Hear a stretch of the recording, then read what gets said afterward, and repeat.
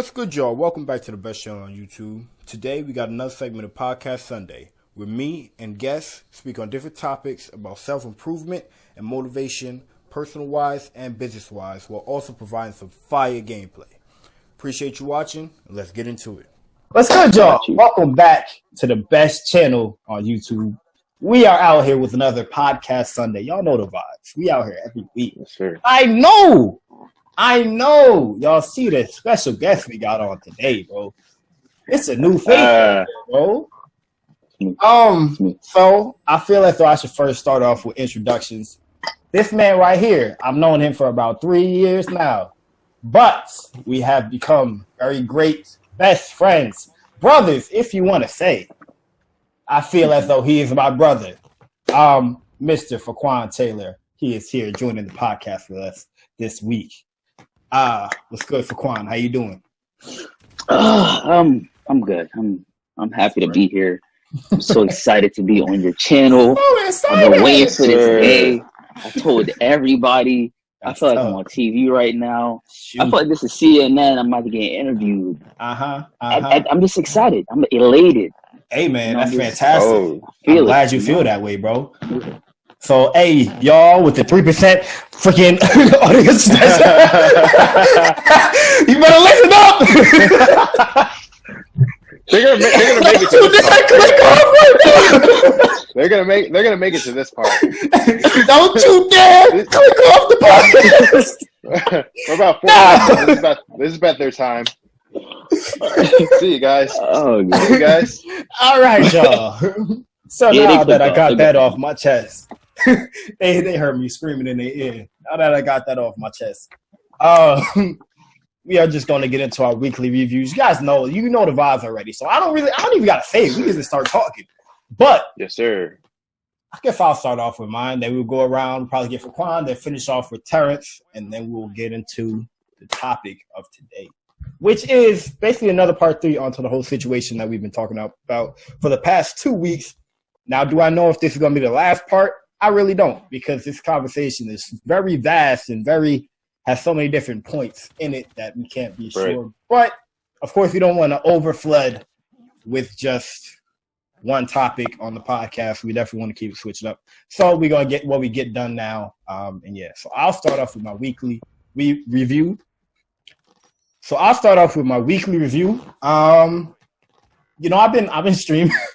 That's a little inside joke. I've been streaming, playing video games, doing what I'm doing. Yes, sir.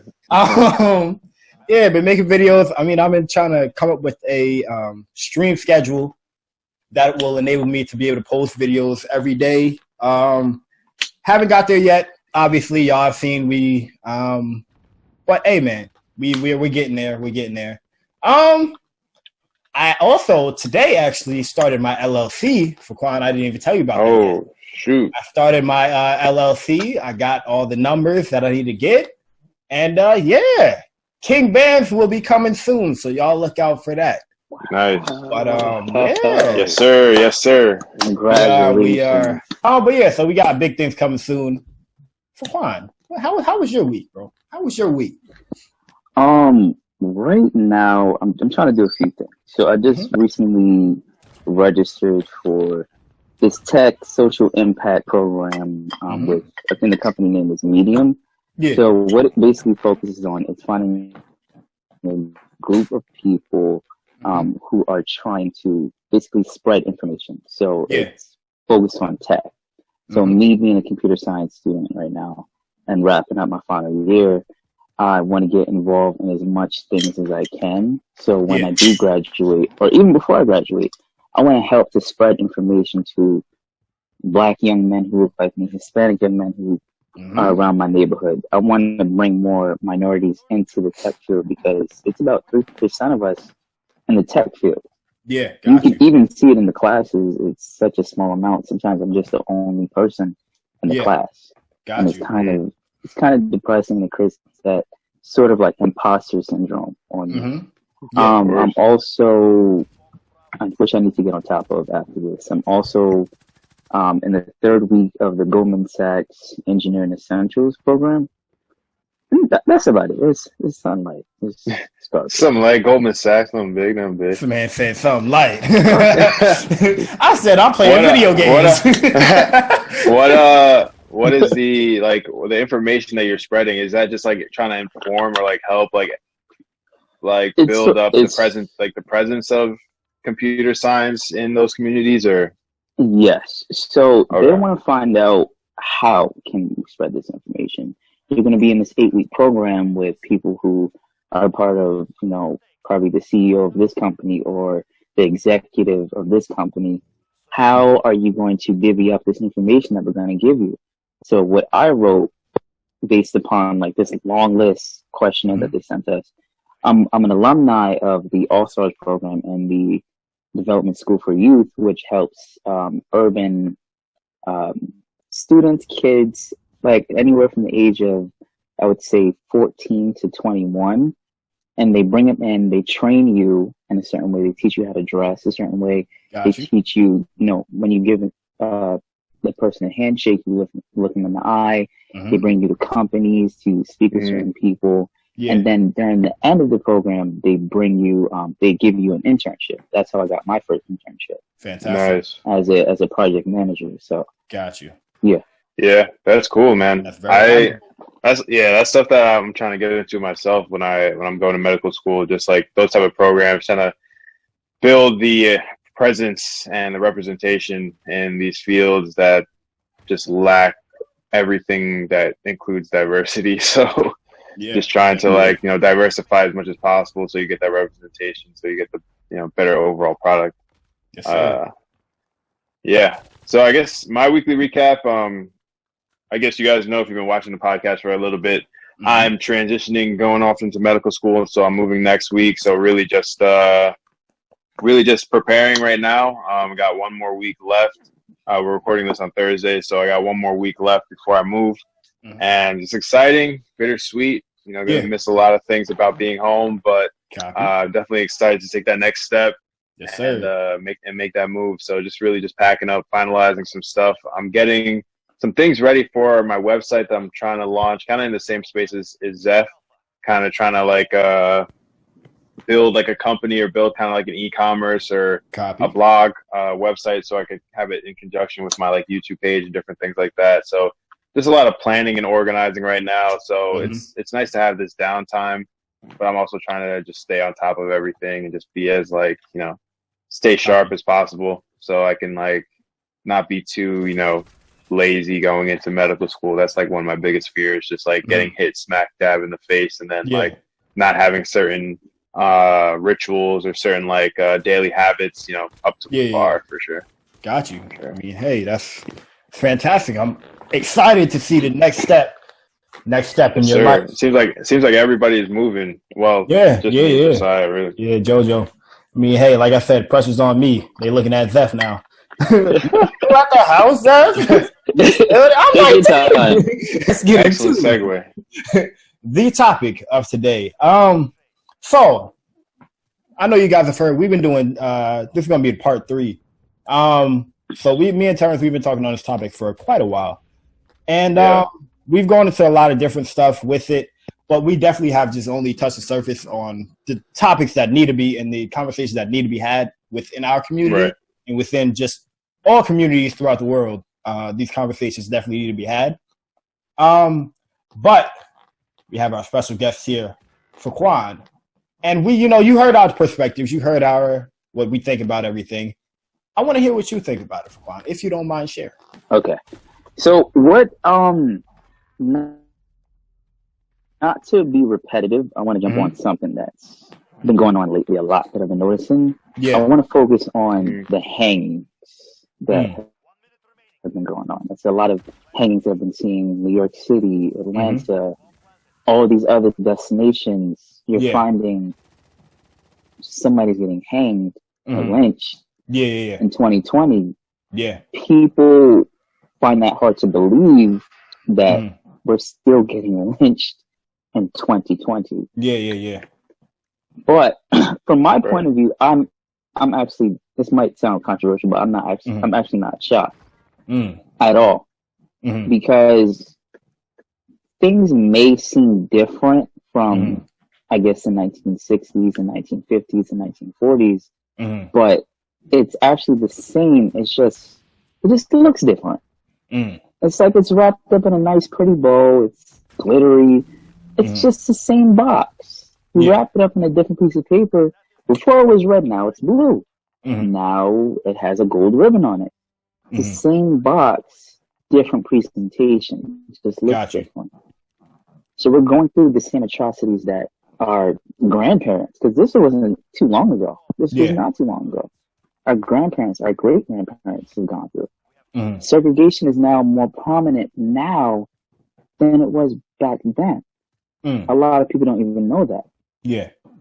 So when I see these things happening, the police brutality, the lynchings, the constant racist remarks from, it could be your own black people who say these things, white people, Hispanics, whatever, it doesn't matter. Across the board, you see it. Yeah. I'm not shocked at all because I know, because I see it. I live in an urban community. I see it. Yeah. So none of these things are really shocking to me. It's just getting more attention now. They're putting it on the news. It's a very big hyper focus on the protests. That's what I've noticed. Yeah. It's a very big hyper focus on the riots and the protests and how. Well, let me restart. Since they're doing this very hyper-focused point of view on the riots and the protests, when they see the riots, they're now combining it together with the protests. Yeah. Oh, look at those black people. They're marching for peace. You just burned down the Target. You just burned down the Wendy's. But when we didn't do those things, if you look back at some of these videos, it was a white lady who burned down that Wendy's. It was a white man who burned down that AutoZone. We don't do those things. Yeah. And I even had said that inside the last podcast. My fault for cutting you off. I was saying I think I mentioned it.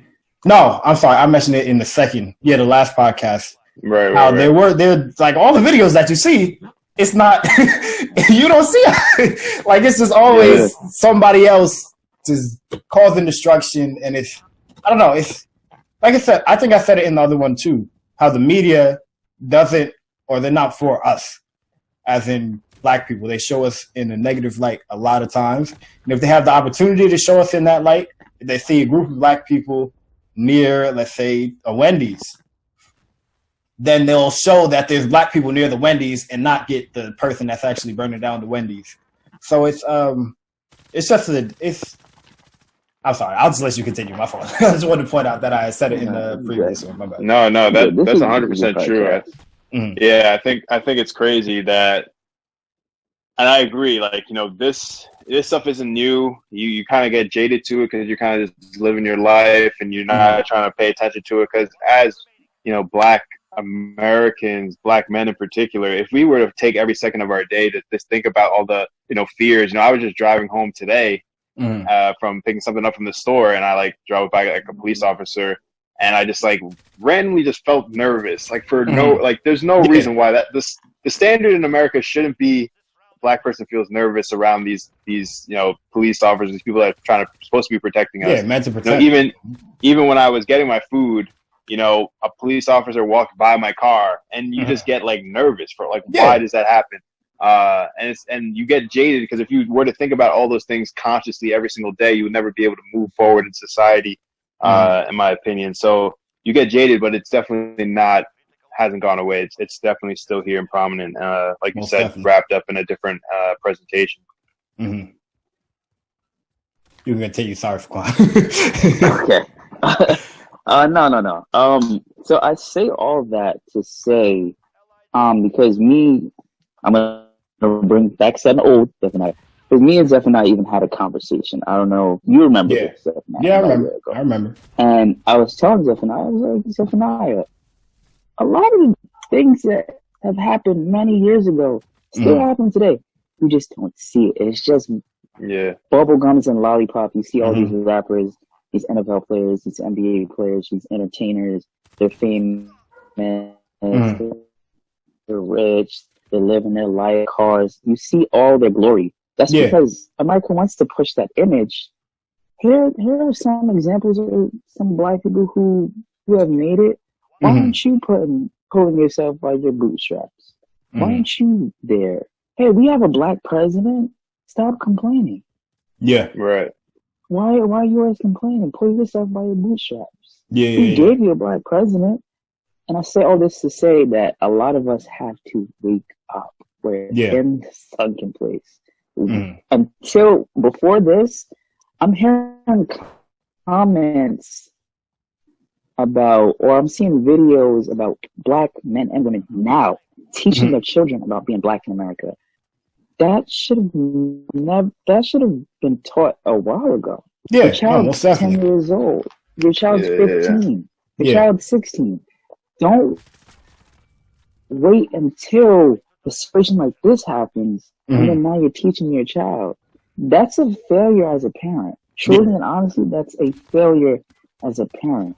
Once you make a black boy or girl in this world, you must teach them certain things about being black in America. That's not to make them fearful. That's not to make them scared. It's just to make them aware. Be cautious. Yeah. I want to speak on that too, because I remember when I was, when I grew up on Long Island, but where I lived, it was mostly, black people originally when I was born. And then I moved to a white neighborhood when I was around 9 years old, 4th grade. And I remember, my mom being really, really fearful because, she was worried about people judging or people being racist against me and my brother. And I remember her saying to me, and just as a naive kid, I remember her saying to me, be aware of these things, be, kind of like you said, teaching me what it is to be black in America. Although I was already aware of a lot of different things, in your head when you're 9 years old, you're not thinking about all the atrocities of the world. You're kind of just thinking of, oh, my friend's black.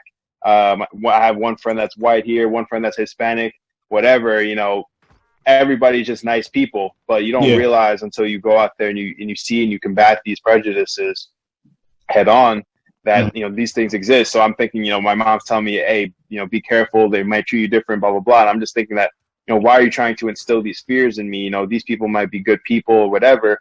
But just naive as a kid, you don't realize that, like, they're trying to prepare you for what you could potentially see, prepare you for the potential fears. In my head, I never wanted to attribute anything to racism or skin color because, like I said before, I'd be thinking about it constantly if I did, especially being the only black person in a white neighborhood. It's like, do they like me because they just want to treat me as a token black guy, or do they actually like me for who I am? Or do they or my teachers impressed by me because I'm smart for a black kid, or are they impressed for me because I'm just smart? So if I were to think about that consciously as a little kid, I would never have any friends. I would never have any fun because I'd just be socially conscious. No kid should be so socially conscious that they have to be crippled, in my opinion, by those atrocities of the world. So I always try to kind of keep it neutral, but I definitely was aware. I definitely was conscious of, okay, here's this is a little shady. I want to step away from these people, kind of step towards these people that are more inviting to me, or whatever the case may be. But like you said, the teaching at a young age is important. It's important not to instill fear into your kids, but instill awareness most and foremost. If I could say something real quick, for sure. Damn, I'm saying if I can say something. This is my dang on podcast. Hold on. This man raising his hand. I was like this. I never did that before. So I mean, I think that's also another thing that we had talked about previously was that it's like, Fuquan, let me ask you this question: did they, or do you remember at all if they taught or went into depth at all into any Black history in your school? I learned a few things. I learned the first cowboy was black. I found that originated from black people. Black history, we learned the basics. Martin Luther King, Malcolm X, George Washington Carver, Rosa Parks, the fluff. Let me not say it like that, but it's the fluff. I got that's what I call it's the fluff. It's just the basics. The prominent figures, The big five, exactly. The ones that are pushed in your face all the time. When you go across the street, Martin Luther King Boulevard, or these streets, and then you see it all over, but we didn't learn about certain people. We didn't learn about how one of the Madam C.J. Walker became a millionaire during the Spanish flu pandemic. Yeah, which we're going through a pandemic. We're going through a pandemic right now, and she became a millionaire back then with no internet, no advertising on your phone. She became a millionaire. Yeah. She tried. She went through certain things. I'm sure some of you who may be watching have seen the movie on Netflix and how she got there. Well, Netflix didn't really portray it in the best way as they do with some of these film companies. They don't portray it in the best way. They try to push a certain agenda in there too. But from what you can see from her point of view, how she was a go-getter, how she did not stop. So, yeah. So, no, the reason I asked was because that was really, because in this whole thing, I say for, we were talking about just how it could change or how we could figure out some way for it to be, I don't know, how we were like going over how we think change could happen. And I brought up the point that it's just so many different areas that you have to attack to be able to invoke that change. Like I was saying, the curriculum which they teach, they would have to definitely implement Black history into the curriculum to let these children know about their history, because a lot of people don't know about our history and they don't know where we came from and just all that stuff. And not to talk too much, I'm sorry. But you can talk. This is your podcast. No, I'm still trying to keep it time with it because it's not 38. It's not 39. Yeah. You're good. All right, 3, 2, 1.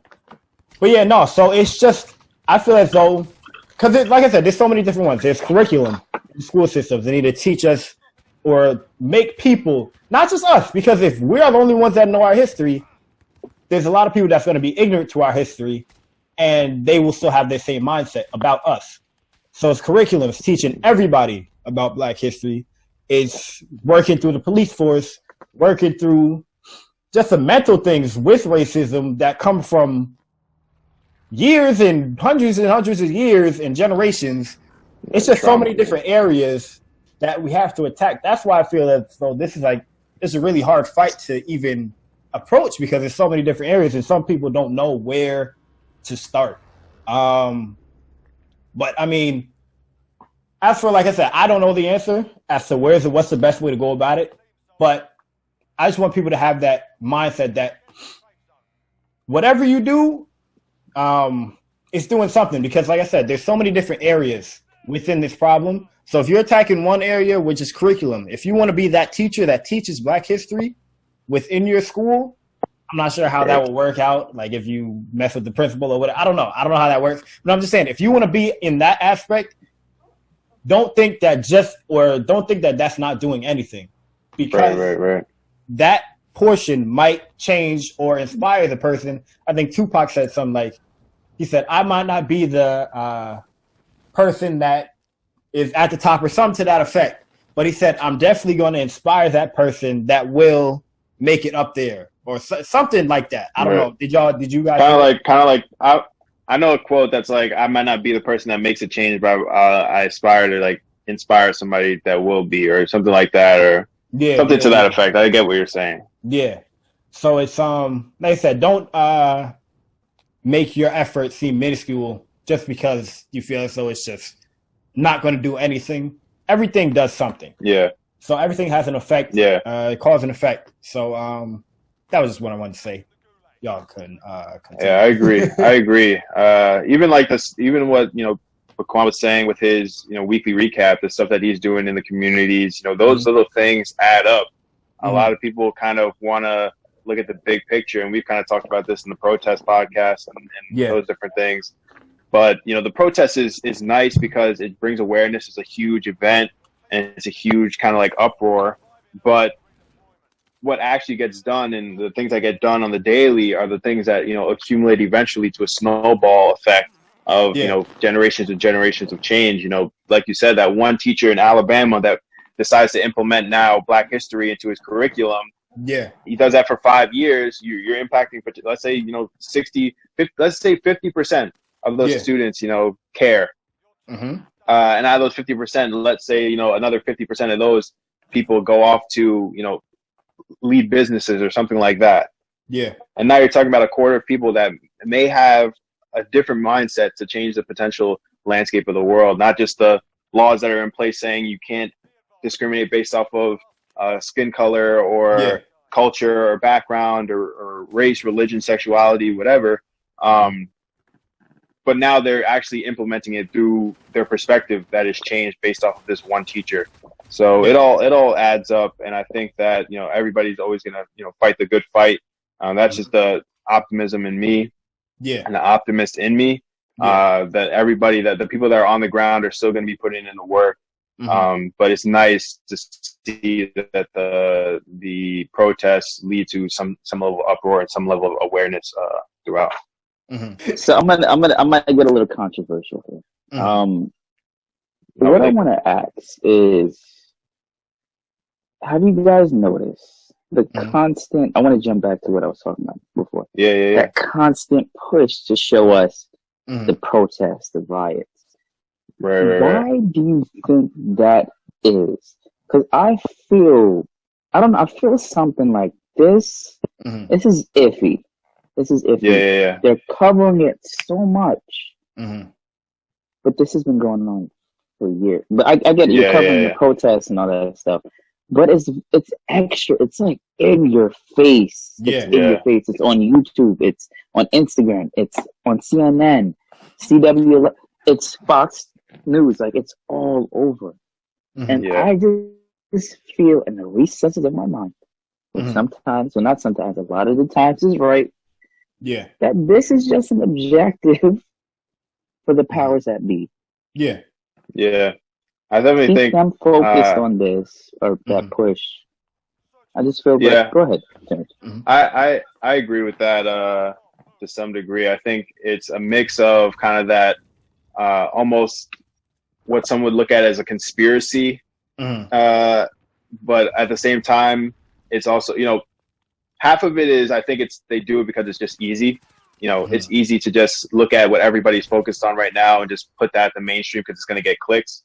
But at the same time, I also think it's kind of like the reason it's easy is because people are lazy. The people are lazy because they don't want to do their homework and actually go into these inner cities and see what's being done. They don't want to actually do their homework and see the little things that are being done on the daily to make these changes actually happen. They don't want to cover the little things that go on to make the legislation change over time.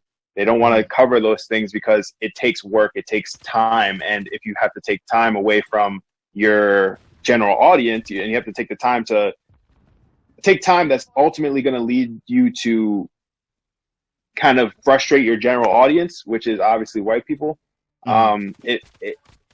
It's the effort doesn't seem like it's worth it.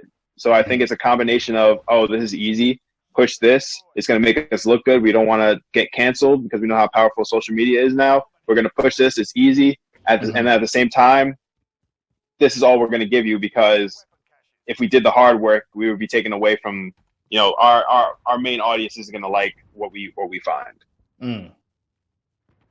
So I think it's a mix of both. I don't know. What do you think, Zeph? What I would... no, you've gone. You go, Theron. Okay. So what I would say to that, because you did say, it's a mix of them being lazy in certain things. Why I don't think it's that at all is because these are major networks. Their infrastructure, their organization has a certain criteria to follow in order to, output a form of news. Okay, do you have this information? Do you have this information? Do you have this? Okay, good. It checks out. You checked it. All right, push it. So I don't think it's necessarily laziness. I just feel within the recesses of my mind, and if I do more research, I might find something. I feel like it's something. It's like something's trying to get pushed. I don't know. Like something's really. I think it depends on the network. I think it depends on the network and their audience, because you see certain networks that are more, polarized in one direction, like a Fox News that knows what trigger words to hit and what things to put to push that agenda. And then you have other ones that are a little bit more liberal, a little bit more open-minded, are going to kind of push their agenda that may be more pro-black or maybe more pro-minority. So it really depends. I feel like they know what they're doing. They know how to cater to specific audiences that bring them in money, because at the end of the day, it's a money game. But I think that's the power that we have now as individuals, and power of social media now, because we can now push an agenda. We can push a narrative that is ours without having to necessarily rely all the time on these, big boxes to get the job done. Although the tough part with that is they still do run a lot of, and they still carry a lot of weight, especially for the people that may not, let's face it, we follow people on social media, the majority of people that agree with us. So the people that, we could be preaching to the choir, and it could just be a choir filled with people that already look like us, but the at the end of the day, I think that's where it gets mixy, because if you rely on the media, which a lot of people do, if you rely on the media to tell you the story, you're doing yourself a disservice. And unfortunately, that's what we're stuck with right now. And until we fix that, to where people are more objective, I think, people are more willing to listen to both sides and before formulating opinion, you're just going to have that polarizing news. You're going to have that polarizing news that, for the most part, is not for us, like Zeph said. Yeah.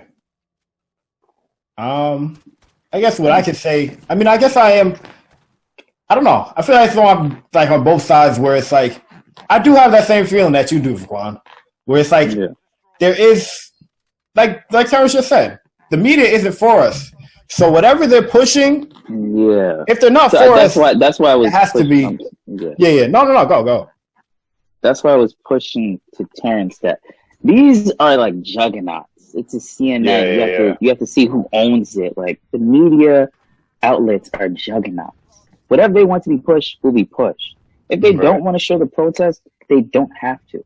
It's not necessarily what the audience wants, it's what they want. It's whatever the media companies want to push. It's whatever they want. They're the owners, they run it. So whatever news they want to push, they could push. Because in plenty of situations of us being caught on camera with certain things, and some of these networks haven't pushed it, but now all of them in unison are doing the protest because it's a nationwide thing. It's everybody's doing it, and that's kind of that's what Terence was saying. But you don't think that's a reaction? You don't think that's a reaction to the money flow, though?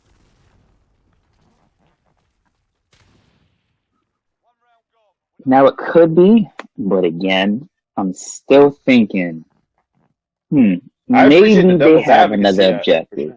Yeah, no, it's something there. It's been like 2 straight weeks of coverage, coverage. 2 straight weeks. It's about 3 weeks. It's like, no. I don't know. You're on this now. 3 weeks. That's It's also like nothing else is going on in the world, so they're like, we gotta. COVID-19 is still running rampant. But they were reporting cases are still going up. Yeah, they were reporting COVID for months. Nothing else. Yeah. So they probably had another opportunity where it's like, okay, this is gonna get us clicks. This is gonna get us eyes.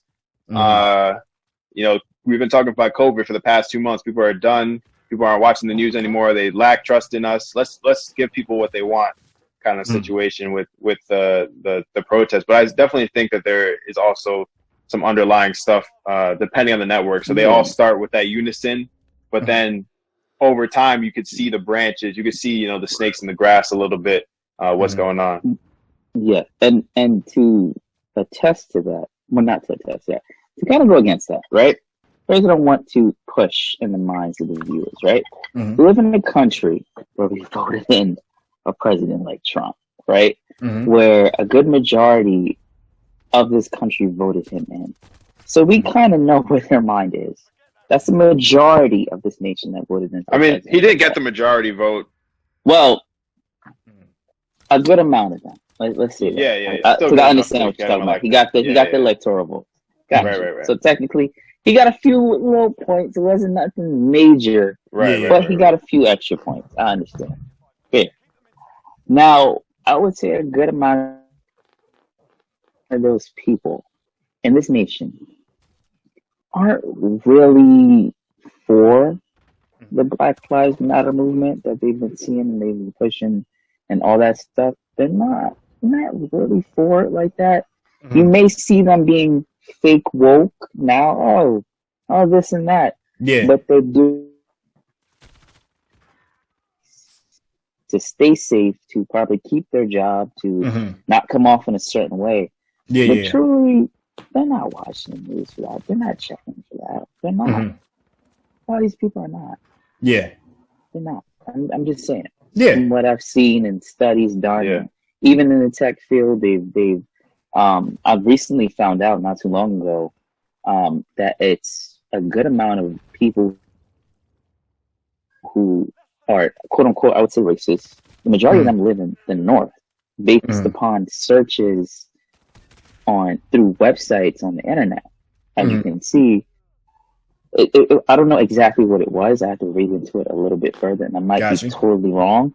But from what I've seen from the references, not from the references, from the article, I mean, you would be shocked. I mean, a good amount of the people that you see on a day-to-day basis are these people. They say face, they put on their little masks and, oh, hi, how are you? Yeah. All those questions. Yeah. I mean, that's actually another topic, because there's also even I say a boldness that has come to people where you see they have the term, which I can't say that I like just because my mom's name is Karen. So then I can't say that I like that term, but the Karen thing, and then the boldness that people are coming out with now, it's like they're not even trying to hide their faces. Like, yeah, record me. Like, what? You want to lose your job? Like, you know what happens. But it's like it's maybe it's just being more important now. Like you said, I mean, I think we all knew that it has been happening. I mean, even that conversation we had, I don't even know how long. That was probably like, a year or two? Or a year and some change? Mine and your conversation for Quan. I don't know. Oh, yeah. Okay, I was like, I'm talking about. But no. But it's definitely been happening, but I don't know if it's a mixture between just being reported more or that people, I guess, are pulling out their phones more when they are encountering or in these encounters. And I want to ask for Quan, because I think it's definitely interesting, and I agree with what you're saying. The fact that a lot of these people are doing a lot of things to save face. But I'm trying to think in my head. I always try to play devil's advocate with everything and kind of see things from two sides. And my question is kind of like, do you think that is a move in the right direction? That people feel scared that they have to, kind of save face to kind of almost like they know I can't be this overt person. Obviously, in the long run, does it work? Does it not? Whatever the case is. Yeah. So pretty much my question is, do you feel that in a world where racists now have to be careful about their racism, with the fear of getting canceled, or corporations have to now kind of have some level of inclusion almost forced upon them, do you feel that in some way that is moving us in the right direction? Let me give you an example of that. Playing fake, right? During my first internship, right, in the corporate world, I've experienced a few racist remarks, like, because one time I was ordering Chinese food, something so basic, but I heard a racist remark. Ordering Chinese food, I got teriyaki chicken with fried rice. Simple. Okay. I think that's Japanese. Well, I just realized specifics. That's pretty racist if you ask me. Okay, I was ordering. That's tough. How dare you? All right, Terence. Got you guys. All right. So I was ordering Japanese food, and I got teriyaki chicken with fried rice. And I went around the office and I was like, okay, did you want something? Did you want something? Did you want something? And one of the gentlemen who I asked the question to, he basically said something along the lines of, oh, I bet you ordered fried chicken. Yeah. Guys, don't get me wrong. I had fried chicken. What was the profile of this guy? He was white. We can He all. was No, I mean, white. age? He probably looked like he was in his early 40s. Late 30s. Okay. Not an old, decrepit old man. Because this is something that's passed down from generation to generation. Yeah, for sure. I've experienced this. I went to school in a predominantly white neighborhood. I've experienced it. Yeah, Blackie, Chickaboo, you're so dark. Why are you still dark? Many comments that I'm not even going to get into right now. Right. But playing fake for only so long, what's in the dark must come to light. So you doing this fakeness in public, what are you doing behind closed doors when you actually have to hire a black person? Right. Yeah, are you hiring only one person? Right. Because this whole office is filled with white people, but we only have one or two black people in here. It's not that we're not qualified, because trust me, we are. We just have to be overly qualified sometimes. You have to have all the certifications. You have to have the experience. You have to have the bachelor's, the master's, the PhD. You have to go above and beyond. So that fakeness is what they've been doing this whole time. When they give you that hi, that smile right there, that's them being fake. They're already playing this game. We're just new to it. Yeah. I noticed it a long time ago. I was raised to know certain things. Okay, I peep game. I've been taught certain things. In my house, we had a big encyclopedia about Black history, Black inventors, certain things. So I know certain things. I'm hip to certain things. I'm hip to certain comments that they say. Yeah. Like, not too long ago at work, some white guy came in and he said a comment to me. But it's in this code. They use certain vocabulary words that you kind of have to look up. It's like snuck in there. Yeah. It's a covert stuff. So it's something. Yes, covert. Incognito, if you want to say. But it's still there. They've been doing this since day one, since they had to send their children to school with us. They've been playing this game already. We're just late to it. Yeah. And I think you go. Go ahead, Jeff.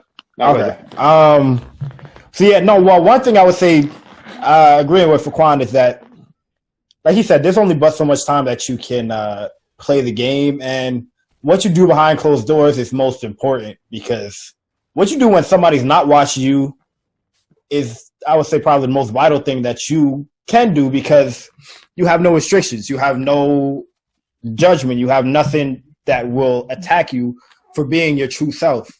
And even having the fake mask, I know from like personal experience, not racial experience, but just having the fake mask from different experiences that I had where I like wanted to be happy, but I wasn't feeling that on the inside. If you go out into the world and you have this fake mask on that you're like, I guess, with us or Black Lives Matter and stuff, like, there's always going to be that emotion inside. And then it can only do nothing. I mean, it can only do one thing, which is grow. And then the more it will just continue to grow and grow and grow, then it will be passed down to your kin, to whoever is attached to you, and it's just going to continue to grow. So by having that mask, I would say it really doesn't help the situation, because that, and I'm sorry if I use the wrong, animosity, is that the correct word? I got to get up on my dictionary. But that is still going to be there, and it's not going to go away after time. You're not going to have this one experience. Oh, because I even seen like there was one instance where it's like there was this. I'm not sure if he was a white supremacist or he was a whatever, but he went into a crowd of black people, and then you had a black person carrying him out of the crowd. Do you think that he's going to change his ways because some black person saved him from getting beat up?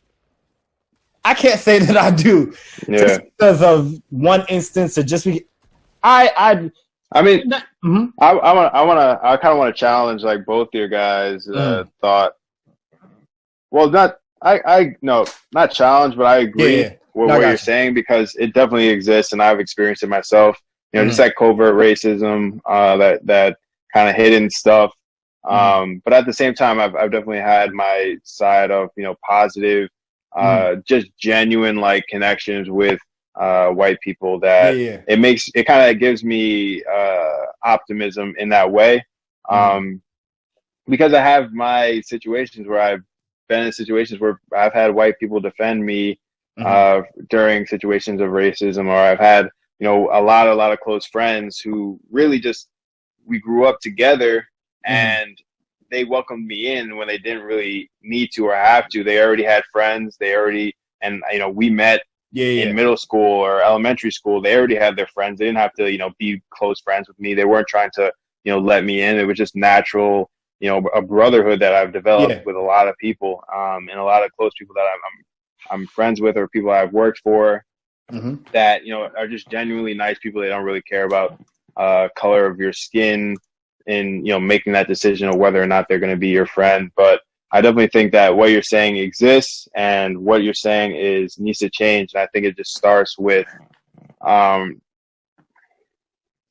it's hard to say. For me, I always go back to education, because that's where how I was raised. So I'm thinking in the curriculums of the school systems, no longer having a Black History Month where we just spend 1 month talking about Black history, but every month, every time, every century of history, we discuss. You know, we're spending, and I mentioned this on the last podcast or a couple podcasts ago, we're spending, you know, a month learning about Christopher Columbus, when and then a whole month working on centuries of history of Black people. So I mean, you're talking about, if these kids only knew, like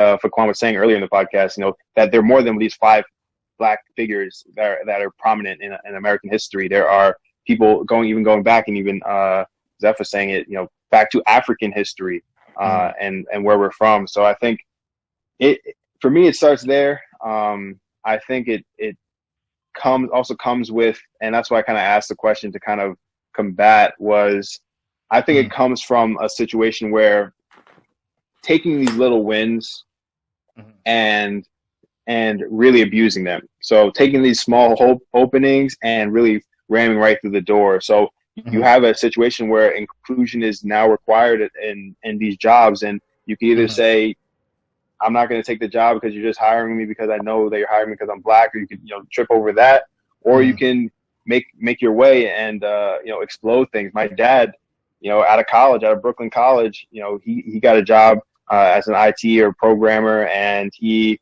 you know, worked his way up, being carried and being brought from job to job by a white guy who just genuinely believed in what he could do and believed in his talents, and he brought him with him. This is back in the 90s, you know, before inclusion was required as much. So, you know, you could see situations like that where, you know, people that are not minorities, you know, lifting other people up. And now my dad is the director of IT, and he has the power to now diversify and improve a company, a major corporation in New York City. So it's taking advantage of those opportunities, and now, you know, spreading your wealth with that. But I don't think that should be what we settle for. But I'm just saying, you know, I think it's important to kind of look at it from both sides and say, I'm not going to settle for this, but at the same time, I'm going to take advantage of the situation and the opportunity that's brought to me. Got you. Yeah, you got it. Go ahead, dude. Okay. So I'm going to pinpoint the last section and a few sections of what you discussed just now, Terence. You pinpointed, you know, your dad being in IT, him working from job to job and being carried to place with his white co-worker or business partner, whatever the relationship was. You said before inclusion wasn't as you know, required, mandatory. Now, this was required since affirmative action was put into place many years ago before the 90s. Of course. So it was already required for you to have a certain amount of minorities within the workplace. So minorities include white females, Asians, blacks, Hispanics, handicaps. The list goes on and on and on and on. It's a large list. So there was always a requirement, even, well, during that time period, the 90s, it was a requirement for that. Just like how it's still a requirement still today. Yeah. So I just wanted to pinpoint on that. Got you. Another thing that I wanted to pinpoint on was don't let when I'm not trying to bash white people, but be like I apply certain scriptures in my life, right? Matthew 7:5, be wise as a serpent and harmless as a dove. But then I also look at other scriptures like Ecclesiastes 7:7. Surely oppression maketh a wise man mad, and a gift destroyeth the heart. So what I can refer that gift to being as that, hold on, that notification on the phone. What I can refer that gift to being as that white person being nice to you, that white person doing something for you, got you out of trouble. It destroys this perception that you had about them. Like, oh, this person is nice. And now I'm not trying to project that this person is evil. I'm not. Yeah. But let's not forget all these other things that have happened. We're not talking about this one person specifically, but let's still be aware. Let's still be cautious, because we've been playing this game of playing nice and let's be nice. Let me do this so this person can accept me. We've been playing this game for such a long time, and some of us are very tired. We're tired. Yeah. No, I agree. So, I think it's a mix. I think it's a mix of both. I don't think it's, I always live in the gray. I never think it's black and white. I never think that it's one or the other. So I definitely appreciate that sentiment. But I think there are certain things that are truths. But there are also certain things that are subconscious, actions, subconscious things that go on. And it's not my job to interpret somebody else's subconscious. I can only control what I know that is fact in me. It's like you don't know somebody is racist until they tell you that they're racist or through their actions. You can't tell if somebody's doing something because it's racist. Exactly what my was before. Right. I'm sorry to cut you off, but that was my point. Don't let small gestures necessarily fool you into finding out who this person is, because you have to prove everybody around you. I prove all of my friends, Zeph and I. Every friend who I've had to be proved through tests and trials. Sometimes you just throw stuff out there like, oh, let me see what this person would do in this situation. Then you truly find out the nature of that person. Just because they did that one small gesture for you doesn't make up who they are as a whole person. Most definitely. That takes time to find out. I agree, but I think you're taking that off of my example, and I think it's a poor example to take it off of, because you're talking about somebody that has built a relationship with my father over decades. So that's proving in itself to me, not just one small gesture, not just one small empowerment of one black man, but the potential to empower others in the future and different things down the line. So I think it's important to understand that, and I agree with you. I think everybody that I call a brother of mine who is, just happens to be white, these people have been battle tested through time, and I don't necessarily always attribute that they wouldn't necessarily know my plight, or they wouldn't necessarily be able to answer something exactly how I want them to answer it. I wouldn't attribute that necessarily off of due to animosity or due to poor, I guess, malice intent. I attribute a lot of this stuff to just having a sheltered bubble lifestyle.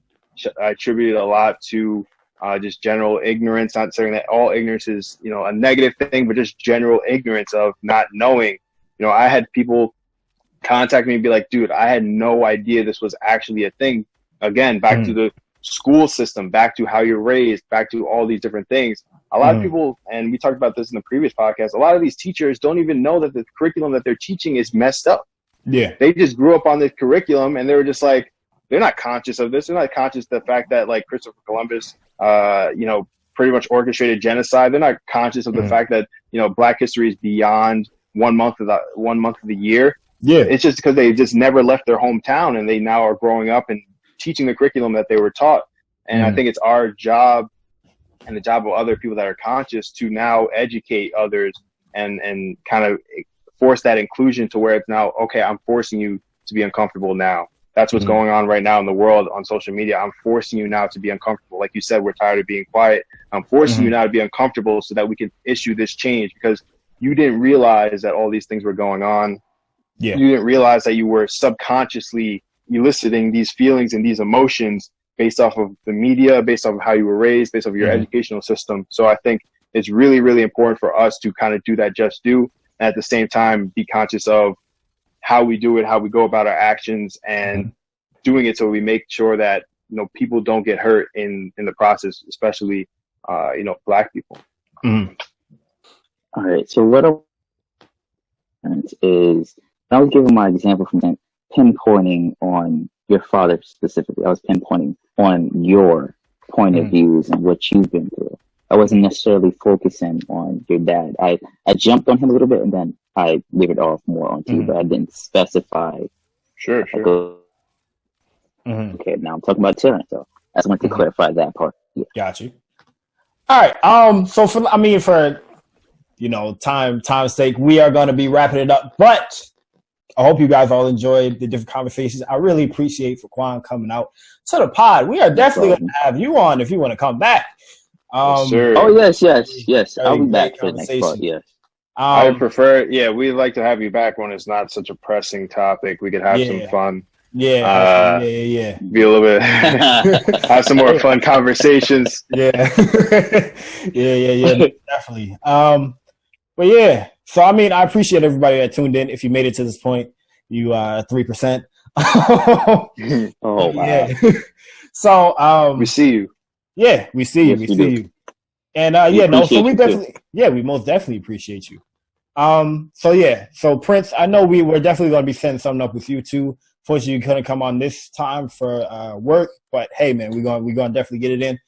Appreciate everybody again, and again, want to say appreciate you, Faquan. We're definitely gonna have it back on. Hopefully, you guys enjoy the rest of your day. Peace out. Peace. So.